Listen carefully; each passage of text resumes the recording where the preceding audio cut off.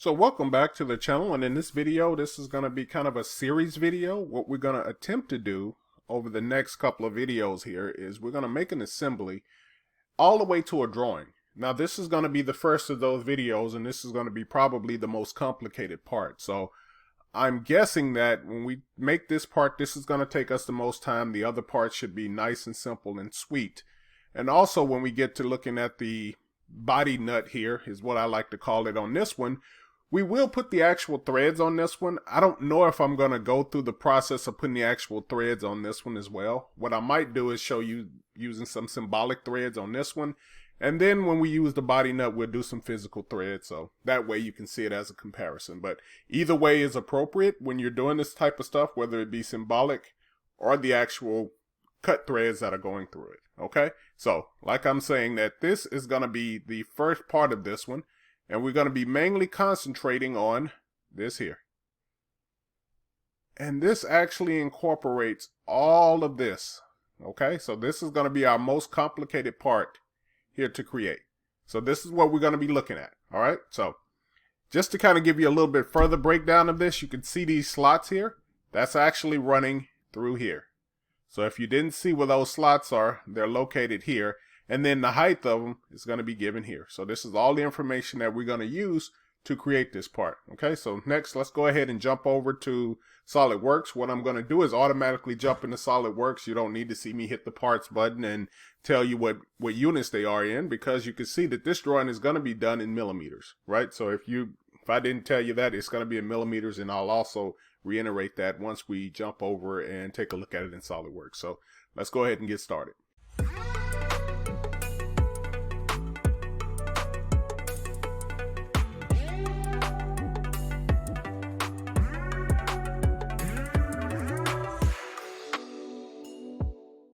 Okay, so here in SolidWorks, what we have here is that we do have it set to millimeters, which is located here at the bottom screen here, so you can verify that here.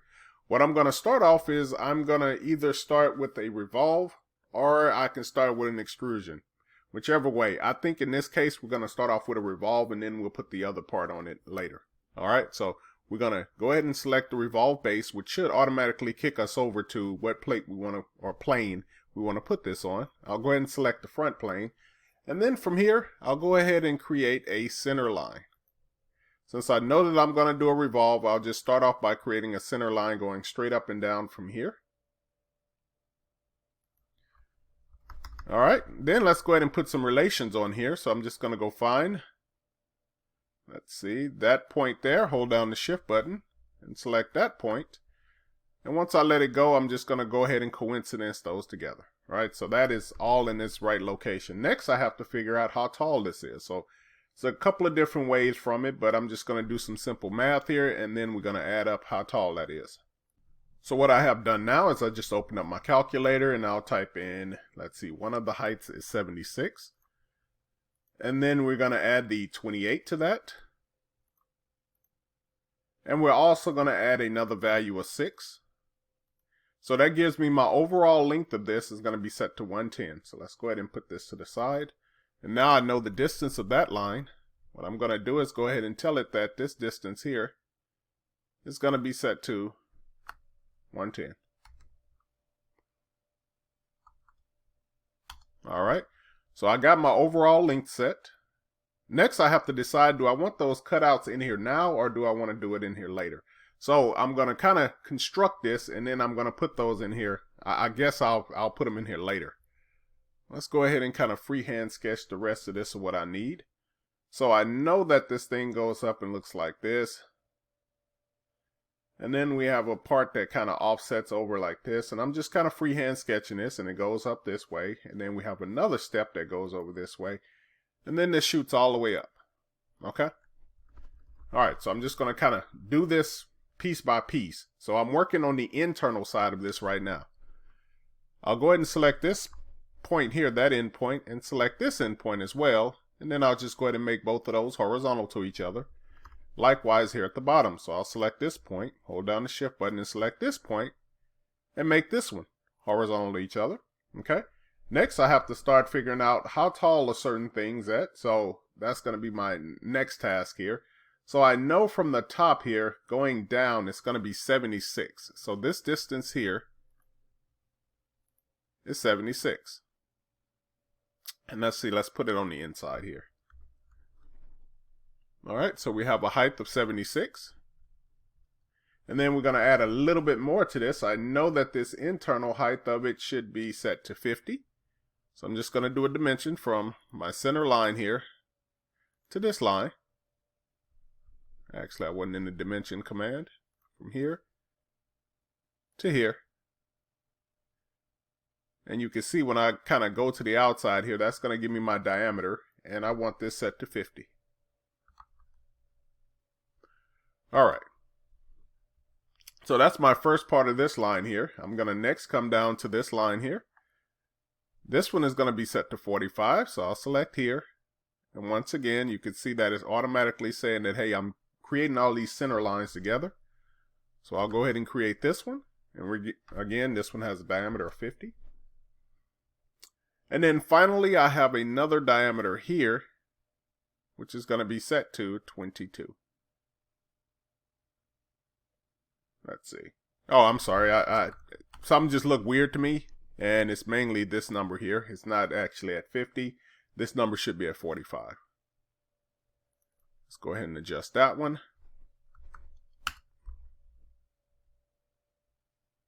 All right, and I'm just trying to make sure everything looks right so far. Okay, so all of that stuff is fine. I know that I have a distance here, this height here, and I'm just going to drag this out to this side. This is going to be sitting at 12. Okay, so that's all of my internal components here. So you see I have a 50, I have my 45, and I'm just going to kind of do some cleanup work here. Let's kind of move this stuff over so you can see them better. And then let's get this one out here.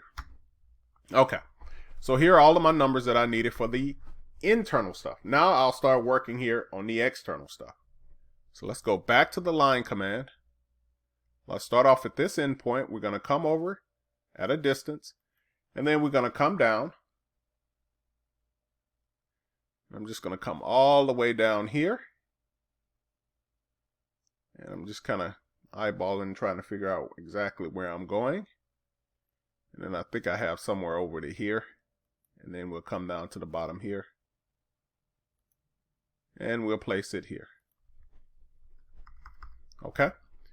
Let's go ahead and put some more dimensions on here. So we're going to go ahead and place this dimension here. And this has a dimension, or a distance I should say, of 88. And we have a 16, so it's actually 88 plus 16. So I got to readjust this number here. Let's go ahead and click back on it. I'm just going to go ahead and add the 16 directly to it. And if it won't take this, I'll just go ahead and pull out the calculator. Okay, so that gave me a distance of 104. This number here is going to automatically be set, so I don't have to worry about that number there. I do have to go ahead and place whatever diameter dimension is going to be located here. So let's go ahead and select our center line, as well as this line here. And this has a, it's set to a radius right now. I actually meant to go across that way. Let's go back and put the dimension on it correctly. So from here to here, and pull it out this side. And then this has a diameter of 75. And we need one more dimension. So here at the bottom, I'll go ahead and place this dimension here.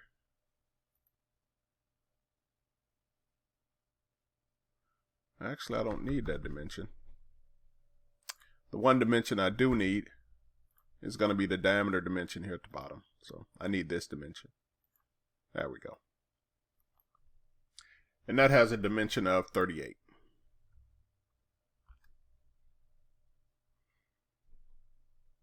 All right. So now we have our shape created just the way we want it. We should be able to go ahead and exit out of this sketch. It should automatically put us back in the revolve command. Everything should be satisfied here. We have a line of revolution and we do have what we need to revolve this. So everything is done here. I'll just go ahead and hit the OK button and it should have created our part like we need it. Okay. So the next step I'm going to do is just kind of rotate this down to here. I'm going to select this bottom face and then I'll go ahead and put a sketch on it. So I'm just going to select this icon here. All right, now with this one, I'm going to start off by drawing a line. Actually, let's go ahead and use a midpoint line. And let's start our midpoint line right there at that center, going straight across this direction. And then we'll go ahead and give it a dimension. And this dimension will be 115.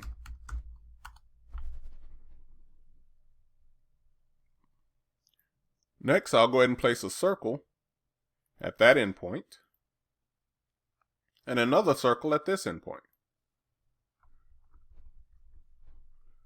We'll go ahead and put in a couple of lines here as well. So I'm just going to throw a line going straight across here. Now there is a quick way I can kind of do this. I can create a rectangle and kind of give it at an angle. What I'm just going to do is kind of create this shape kind of looking like this. We're going to add some relations to this, so I'm just going to select here and here. Remember, you have to hold down the shift button in between. We're just going to make those tangent. We're going to do the exact same thing here at the bottom. And I'm going to go ahead and put a dimension on here after I do this one, because I can see where this can kind of give us a little problems. Let's go ahead and make these two equal.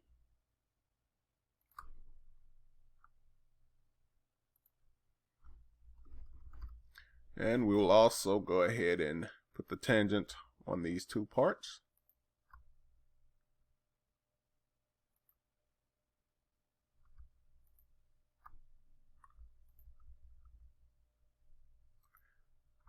Got a couple of more tangents to add here, and everything should be fine.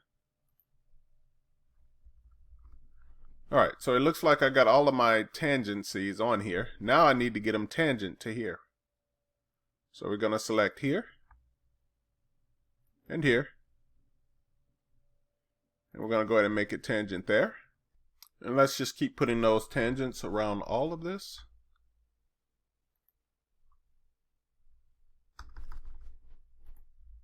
Okay, we're going to select here and here.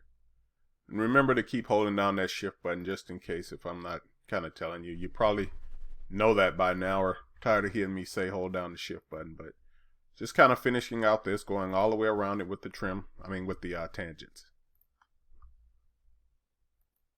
Okay, so here's the last tangent that I need to place on here. Then let's go ahead and select here. And we're going to make this a construction line, right? So we're going to go ahead and take that off. Then we're going to do some trimming. So we're going to trim off these extra parts on the outside, as well as on the inside. Oh, looks like those lines disappeared on me. So what I'm going to do is I'll go ahead and undo back. One more. And then we're going to just go ahead and convert this line here. So I'll go ahead and select it here and I'll tell it to convert it. And then I should be able to trim this.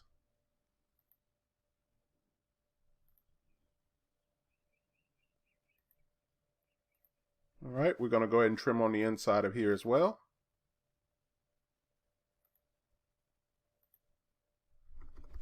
Let's go ahead and put another dimension. So we have a dimension that's going to go here. And this is going to be our radius dimension, which is sitting at 20.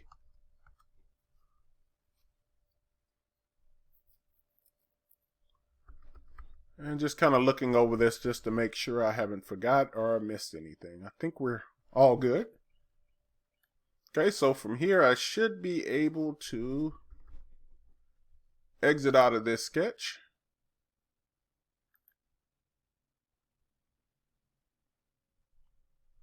And I should be getting ready to go into extrude. Okay. All right. So there's my shape, and you can kind of get a glimpse of what I have here on the side view. Let's go ahead and hit the extrude button.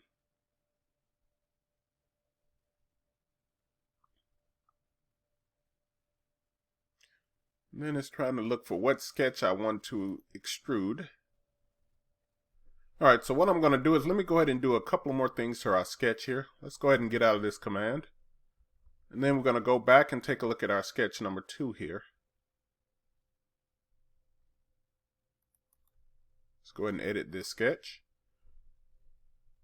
Let's see if I can trim it a little bit more just to kind of get some of the confusion away. And now it's able to pick up what I needed to do. Just by me doing that little bit of trim, it kind of alleviate the confusion here. Let's go ahead and exit the sketch.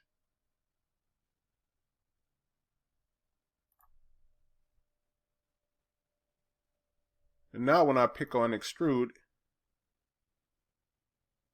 it's kind of figuring it out there. Okay, and that's one of them that we want. Let's see if we can get it on the other side here as well.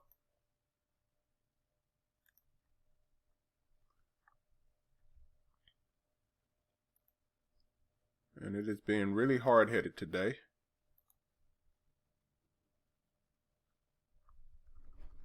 Let's go back in and edit this. And I do apologize. This is taking a little bit more difficult approach. I'll tell you what, let's go ahead and undo back. Let's go ahead and take a look back at this sketch here.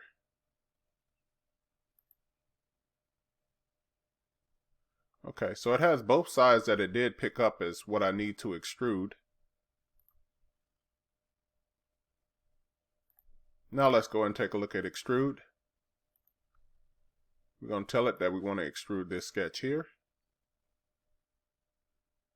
Alright, now we're picking up everything the way we want. Let's go ahead and flip this going the other direction.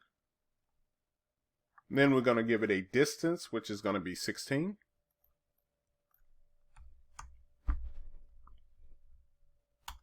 And we want the results to be merged, basically meaning that I want it to be joined to my part that I already have created here. And then let's go ahead and hit the check mark here. All right. Let's go ahead and take a look at this in a section view.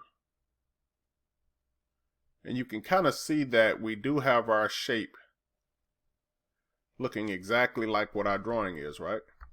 All right, so I'll escape out of that. Let's go ahead and put some holes in here. So let's use the hole wizard. And we should be able to go ahead and put them at these concentric references here along the corners. Alright, so I select the hole wizard. First thing I like to do is you need to jump over to the position. So let's go ahead and tell it the position that we want to use. We're going to select this top face here. And then we're just going to kind of come over to here where we find the center. I'll click on that point. I'll do the exact same thing here to the other side. I'm just going to touch it for a second. And then I'll click it here.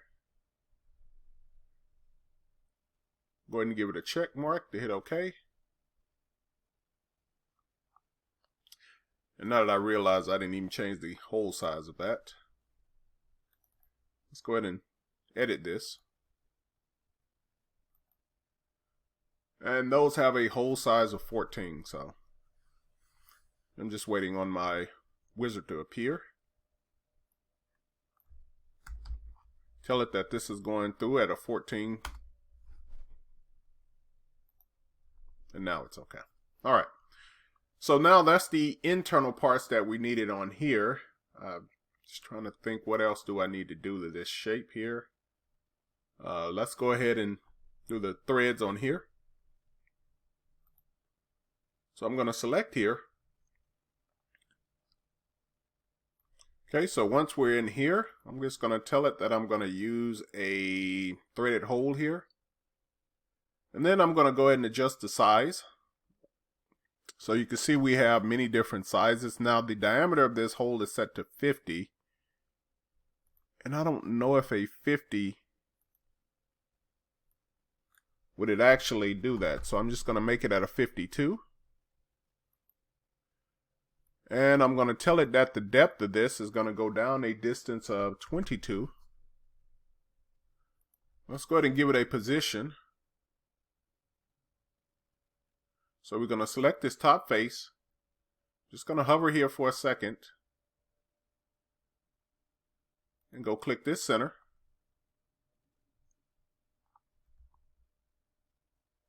Let's go ahead back and take a look at the type.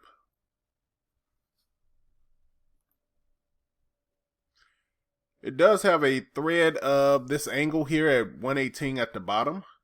What that's going to do is create a chamfer. And let's decide if we actually like this being a chamfer or not.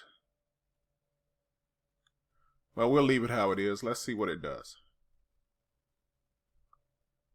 Okay. So it gave me a little bit of a chamfer at the bottom. I can go ahead and clean that up if I want to, but I think this is probably everything I need to do there. Okay. Let's go ahead and put our slot that's running through the middle of this. Now there is a slot option here inside of the hole command, but I'm going to do it inside of a sketch since I can send it going both directions. Okay, so what I'm going to do is I'll go ahead and select the extrude. Go ahead and expand here, and then I'll look for the plane that's cutting through here, which is going to be the right side plane. Underneath this option here, I do have the sketch, and this is going to be I'm just kind of looking over here. I do know the overall dimension of it, but we'll just call it a straight slot. I'm just going to click 2 points here and come out to here. Alright, so the way that this is defined is that I do have a radius going to the outside of here. So let's go ahead and first place our radius. And this radius is set to 10. Now we have to do a little bit of math here. Okay, so this should be simple. We know that the overall height of our slot here is going to be 32. We have a radius of 10, so that tells me that from here to here is 10, also from here to here is 10. So 32 minus that 20 should give me a distance of 12. So if I put a distance of 12 going here, that will give me the overall length of my slot. That is going to be set at 22. Alright, let's do a couple of more things here. We need to put a dimension, preferably from the top here to the middle. And this has a distance of 47.